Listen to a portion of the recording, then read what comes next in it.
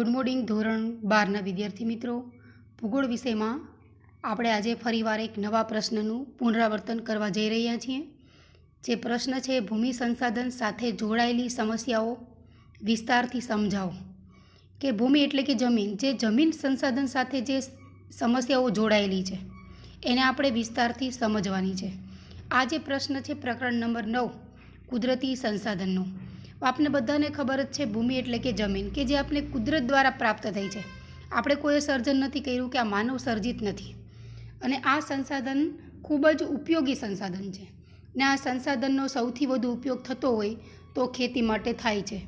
અને બીજી બધી જગ્યાએ તો થાય છે. આપણા બધાના રહેઠાણ છે, આપણી સ્કૂલો હોય, કોલેજો હોય, બાગ હોય, બગીચા હોય, ઉદ્યોગો હોય, પરિવહનના માર્ગો હોય, પછી જળાશયો હોય.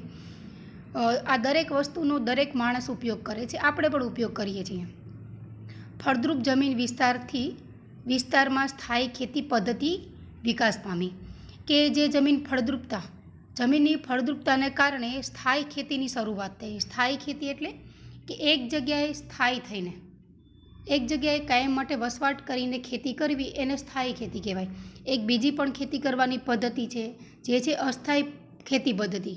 કે વર્ષો પહેલાં આવી ખેતી થતી કે એક જગ્યાએ ખેડૂત છે, એક જગ્યાએ જમીન ખેડી, જંગલ કાપી અને એના ઉપર ખેતી કરે. ત્યાર પછી 2-4 વર્ષ થાય એટલે એની ફળદ્રુપતા ઘટી જાય, એટલે બીજી જગ્યાએ જઈ અને જંગલ કાપી અને ત્યાં પછી ખેતી કરે. તો એને ઝૂમ પ્રકારની ખેતી અથવા અસ્થાયી ખેતી કહેવામાં આવતી. કે માણસ પોતે એક જગ્યાએ સ્થાયી નહોતો અને એક જગ્યાએ સ્થાયી રહીને ખેતી ન કરતો. પણ જ્યારથી ફળદ્રુપ જમીન મળી આવી ત્યારથી સ્થાયી ખેતીનો વિકાસ પણ થવા લાગ્યો. પરિણામે ગ્રામીણ વસાહતો અસ્તિત્વમાં આવી. એને કારણે શરૂઆતમાં ગામડા અસ્તિત્વમાં આવ્યા. કે શરૂઆતમાં મોટા ખેતર નહોતા. આપણે પ્રકરણ નંબર 3ની અંદર વાત કરી જ છે કે માનવીની પ્રાથમિક પ્રવૃત્તિની અંદર કે માણસ પહેલાં આદિમાનવ હતો, જે ખોરાકની શોધમાં જંગલમાં રખડતો ભટકતો જીવન ગાળતો. ત્યારબાદ એનો વિકાસ થયો અને એને સમજણ આવતી ગઈ, એમ ખેતી કરવા લાગ્યો. અને ત્યારે અસ્થાયી પ્રકારની ખેતી કરતો, કે અલગ અલગ જગ્યાએ જંગલ કાપી અને ત્યાં ખેતી કરીને ત્યાં વસવાટ કરતો. પણ ધીમે ધીમે પછી સ્થાયી ખેતીની શરૂઆત થઈ. એક જ જગ્યાએ રહી અને એક જ જગ્યાએ ખેતી કરવી. એનાથી ગામડા અસ્તિત્વમાં આવ્યા અને ત્યાર પછી શહેરો અસ્તિત્વમાં આવ્યા. માનવીની વિકાસ યાત્રામાં ભૂમિ સંસાધનની મહત્ત્વની ભૂમિકા રહેલી છે. કે જો માણસનો વિકાસ થયો હોય તો ભૂમિ સંસાધનને કારણે જ થયેલો છે. કે માણસના વિકાસ યાત્રામાં, કે જે માણસે વિકાસ કરી રહ્યો છે, એમાં ભૂમિ સંસાધનની ખૂબ જ મહત્ત્વની ભૂમિકા છે. સમય જતાં ભૂમિ સંસાધન પણ સમસ્યાઓનું ભોગ બન્યું છે. કે જેમ જેમ સમય જતો ગયો એ માણસે એને કારણે જેમ જેમ સમય જતો ગયો એ માણસે વધારે પૈસા કમાવાની લાલચમાં કે જે ભૂમિ સંસાધન પણ સમસ્યાનું ભોગ બની ગયું. એની પણ ઘણી બધી સમસ્યાઓ થવા લાગી. તો આપણે જોઈએ કે ભૂમિ સંસાધન સાથે જોડાયેલી સમસ્યાઓ કઈ કઈ છે. તો પહેલું જ છે ખેતીલાયક જમીનમાં ઘટાડો. હવે શું થઈ રહ્યું છે કે જે ખેતીલાયક જમીન હતી એમાં દિવસે ને દિવસે ઘટાડો થઈ રહ્યું છે. તો એનું કારણ શું છે? તો કે શહેરીકરણ. ખરેખર આ પણ એક મોટી સમસ્યા છે મિત્ર, શહેરીકરણ. દિવસે ને દિવસે ગામડા છે તૂટતા જાય છે. લોકો શહેરમાં રહેવા જાય છે. કોઈ આજીવિકા માટે, રોજીરોટી માટે, કોઈ નોકરી માટે, કોઈ કામ કરવા માટે, કોઈ બાળકોને ભણાવવા માટે, કોઈને કોઈ કારણથી લોકો શહેર તરફ વળ્યા છે. અને શહેરનો વિકાસ થતો રહ્યો છે અને શહેરની અંદર ગીચતા વધતી જાય છે. એને કારણે આજુબાજુ જે જંગલ હોય, ખેતીલાયક જમીન હોય, એની અંદર સોસાયટી બનાવવામાં આવે છે. એના કારણે આજે જે ખેતીલાયક જમીન છે એમાં ખૂબ ઘટાડો થયો છે. ત્યાર પછી ઔદ્યોગિકરણ.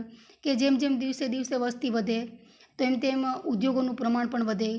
તો ઔદ્યોગિકરણને કારણે કે જે ઘણીવાર આપણે આજુબાજુ પણ જોતા હોય કે ખેતીલાયક જમીન હોય પણ લોકો એ જમીનને વેચી નાખતા હોય અને ત્યાં ઉદ્યોગ સ્થાપાઈ જતા હોય છે.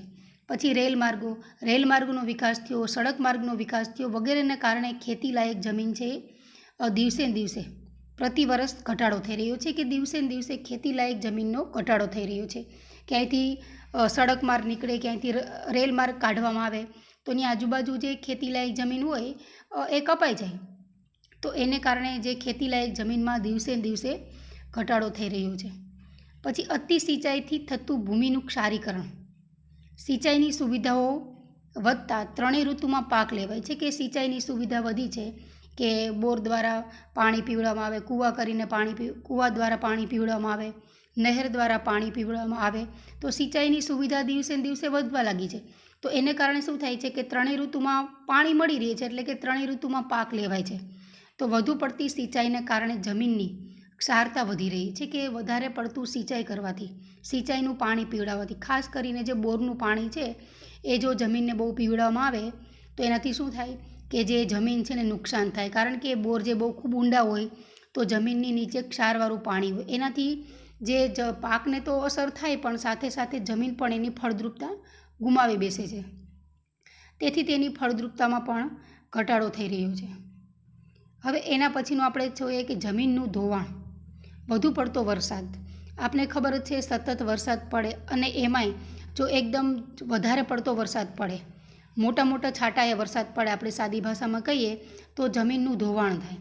ધીમી ધારે વરસાદ હોય તો જમીનનું ધોવાણ ન થાય. અને પાછું જંગલ હોય તો જે જંગલ છે એના જે થળિયા છે એ જમીનનું ધોવાણને અટકાવી દે. પણ અહીંયા શું થાય છે કે દિવસે ને દિવસે જંગલનું પણ ઘટતું પ્રમાણ, કે જંગલનું પણ પ્રમાણ ઘટતું જાય છે, વગેરેને કારણે જમીનનું ઉપરનું ફળદ્રુપ પડ ધોવાઈ રહ્યું છે. એને કારણે જે જમીનનું ઉપરનું ફળદ્રુપ પડ છે એ ધોવાઈ રહ્યું છે. કારણ કે જંગલ ન હોય, ક્યાંય વૃક્ષો જ ન હોય તો શું થાય કે જે જમીનનું ઉપરનું જે વરસાદને કારણે ઉપરનો જે ભાગ છે એ ધોવાઈ અને માટી બધી ધોવાઈને ક્યાં વહી જાય? નદીમાં વહી જાય. જો જંગલ હોય તો એના થળિયાને કારણે, વૃક્ષને કારણે જે એ માટી છે ત્યાં ટકી રહે, તો જમીન બિનઉપયોગી થઈ જાય છે. એને કારણે જમીન બિનઉપયોગી થઈ ગઈ છે, કે જમીનનું ધોવાણ થતું જાય છે. એના કારણે પણ જમીન એની ફળદ્રુપતા ગુમાવી બેઠી છે. હવે છે નવીનીકરણ. શહેરીકરણ, ઔદ્યોગિકરણ, વન પ્રદેશોમાં વિમાન મથકો, વધી રહેલું જુદા જુદા પ્રકારનું પ્રદૂષણ વગેરેને કારણે લીધે વન વિસ્તારો ઘટી રહ્યા છે.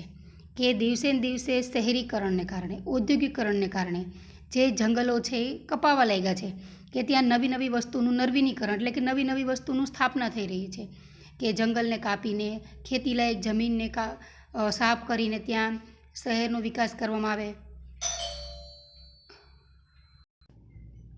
ઘણીવાર એવું થાય કે જે વિમાન મથકો, જે વન પ્રદેશો, જે જંગલ હોય ત્યાં ઘણીવાર વિમાની મથકો ઊભા કરવામાં આવે. તો એને કારણે પણ જે વન પ્રદેશ છે, જંગલ છે એ કપાવા લાગે છે. વધી રહેલું જુદા જુદા પ્રકારનું પ્રદૂષણ, કે દિવસે ને દિવસે અલગ અલગ પ્રકારનું પ્રદૂષણ, હવા પ્રદૂષણ છે, હવા પ્રદૂષણ છે, જળ પ્રદૂષણ છે, વગેરેને કારણે પણ જે જમીન સંસાધન, એટલે કે ભૂમિ સંસાધન છે એને ખૂબ જ નુકસાન થયું છે. અને આ જમીન સંસાધન એની જે ફળદ્રુપતા છે ગુમાવી રહ્યું છે. પરિણામે વરસાદનું પ્રમાણ ઘટે છે, જમીનનું ધોવાણ વધે છે, અને એને કારણે પ્રદૂષણના કારણે વરસાદનું પ્રમાણ ઘટે છે અને જમીનનું ધોવાણ વધે છે.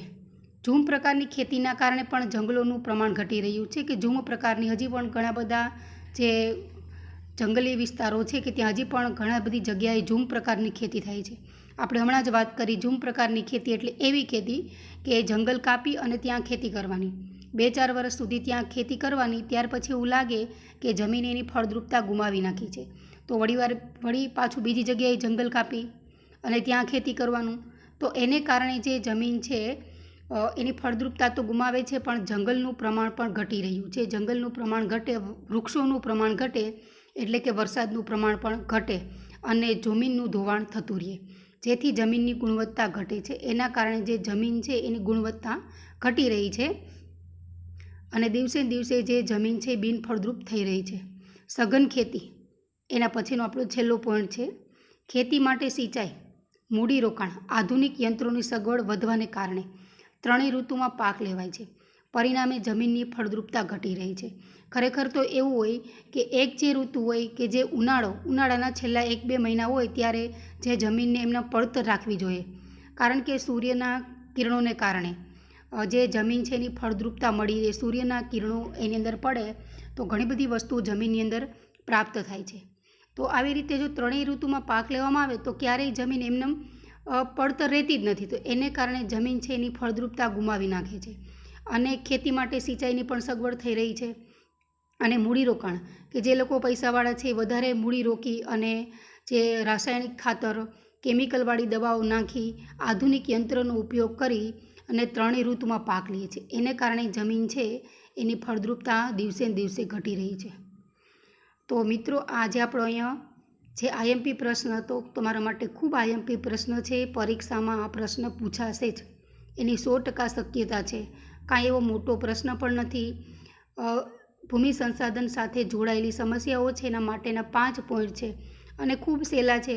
તમે 2 વાર વાંચો તો પણ તમને યાદ રહી જાય. તમારી રીતે પણ થોડું ઘણું લખી શકો. તો મિત્ર આ પ્રશ્ન સારી રીતે પાકો કરી લેજો. અહીંયા આપણા લેક્ચર પૂરો કરીએ છીએ. Thank you.